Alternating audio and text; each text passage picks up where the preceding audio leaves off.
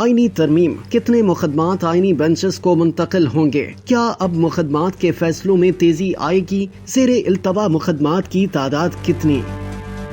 26ویں آئینی ترمیم کے نافذ العمل ہونے کے بعد عدالتوں نے آئینی درخواستوں کی سماعت روک دی۔ ملک بھر کی عدالتوں کے زیر سماعت 40% درخواستیں آئندہ ماہ آئینی بینچوں کو ٹرانسفر کرنے کا عمل شروع کر دیا جائے گا۔ سپریم کورٹ اور 5 ہائی کورٹس کی آئینی درخواستوں ریٹ پٹیشنز کے فیصلے آئینی بینچ کریں گے۔ آئینی ترمیم کے بعد 20 لاکھ سے زائد کیسوں کی سائلین کو کم وقت میں انصاف کی فراہمی ممکن ہوگی۔ ذرائع کے مطابق ضلع ہائی کورٹ اور سپریم کورٹ میں زیر التوا مقدمات کی تعداد 20 لاکھ سے زائد ہے، اور اس آئینی ترمیم کی منظوری نے عوام کو یہ امید بندھا دی ہے کہ اب مقدمات کے فیصلوں میں تیزی آئے گی۔ اس کی 2 وجوہات ہیں۔ ملک کی عدلیہ، ڈسٹرکٹ عدالتوں، ہائی کورٹوں، سپریم کورٹ میں موجود کم و بیش 40% مقدمات آئندہ ہفتے تشکیل پانے والے آئینی بینچوں میں منتقل ہو جائیں گے، اور دوسری وجہ ہائی کورٹس کے ججوں کی کارکردگی کا جوڈیشل کمیشن وقتاً فوقتاً جائزہ لیا کرے گا۔ لوگوں کو جلد انصاف ملے گا، کیونکہ سو موٹو کیس، فرمائشی درخواستوں اور ریٹ پٹیشنوں جن میں بال کی کھال اتاری جاتی ہے، ان میں عوام کو دلچسپی نہیں ہے اور نہ ہی عوام کی بہتری ہے۔